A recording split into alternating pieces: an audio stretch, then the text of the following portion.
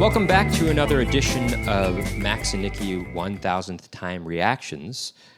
And today we're going to be listening to Be My Baby by the Ronettes. Or Ronnie and the Ronettes, as they're sometimes called. That's right. Obviously, we've heard this song so many times. Well, not obviously. Well, I guess it is obvious if you're tuning into this channel. Yeah. We're saying that this is our 1000th time listening to the song, but we've probably heard this thousands of times because we would hear it on oldies stations growing up, you know.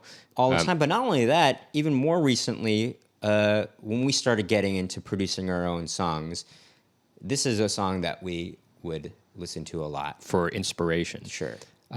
Before we get into it, just want to remind you all, as I usually do, that we have another channel called Max and Nicky, on which we cover oldies songs and jazz standards and originals in that vein. And we got some comedy videos on there as well. Mm-hmm. So check that out. Until then, let's take a listen to Be My Baby by the Ronettes. For the 1000th time.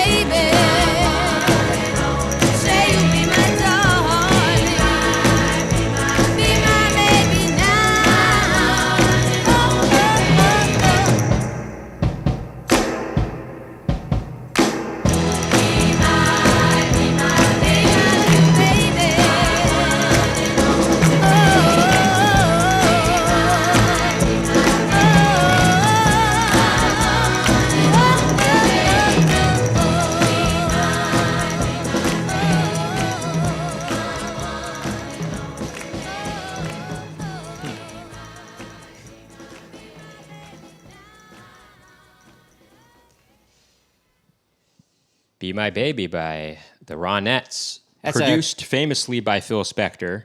Written by, I believe, Phil Spector, Ellie Greenwich. Yeah. And Barry? No. We're not going to get it right, but somebody else. No. The guy in that duo songwriting team. Well, they were married. Wait, who's the other I'm thinking of? Barry. You're thinking of Barry Mann and Cynthia Wilde. That is not who wrote I know, but his name was Barry something as well. Anyway, this is a great song for anybody who is thinking about getting into music production.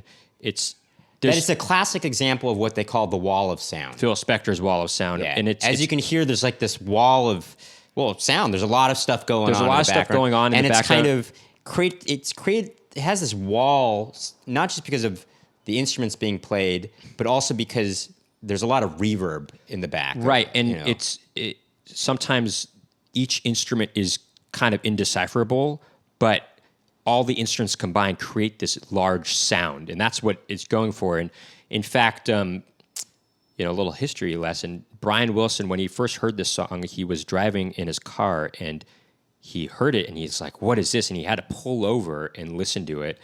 And he thought, "This is it. This is the new way of doing music." Right. And he tried so hard to try to emulate that style in his music from that point forward. And we'll listen in a future episode to show you how it is similar in that production style. I mean, the Beach Boys are, a very big influence on us. And right. But anyway, with this song, I mean, first of all, the drummer on this, Hal Blaine, it's so good. Especially at the end, he does these like triplets or something like that. Sure, but I mean, he was part of a group of musicians called the Wrecking Crew, who were these studio musicians that didn't get credited with all the work they put into a lot of these 60s tunes. They played on a lot of these 60s songs, yeah. And until maybe fairly recently, people started to realize, oh, there's a lot of these musicians that were really great. In fact, actually, what's interesting is, besides Ronnie Spector, who sings the lead on this, the Ronettes, I don't believe they're actually singing on it. The other two...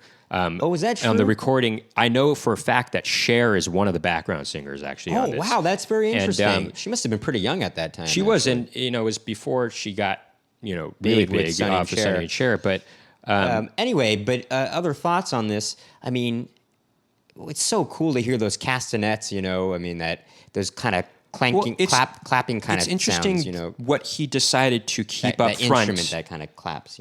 Right. It's interesting the voices or the certain instruments that he decided to keep up front and what he decided to keep in the back. I mean, obviously the background harmonies are way in the back and they're very reverberated, but the lead vocals are pretty dry. The lead otherwise, is not as it's so that can stick out. So amongst it can stick out, so that it can. But can the be present. castanets are pretty forward too, as well, right? Yeah, I guess. Sure. I don't know. I'd have to re-listen to it actually. But there's so much going on in the song. Sure, I mean, you can hear the sax, this low sax in it too. It's really neat. This song is actually it really was a big influence on music production to come, big time actually. Especially American. Sure. American and music. it was one of the the preeminent girl groups of the early to mid '60s. Great song, great reaction. That'll do it. That'll do for this reaction video. Make sure to hit that subscribe button and click that post notification bell to find out about more reaction videos from us, Max and Nicky. That is, if there is a post notification bell at this point in time. Yeah. You don't get that until later? I don't know. I'm not sure. Because this is a fairly new channel, it might take a little bit of time for there to be a bell for you to hit the post notification bell. Oh, no, I think it's there no matter what, actually. So hit that post notification bell and make sure to subscribe. And until then... why don't you just say that again?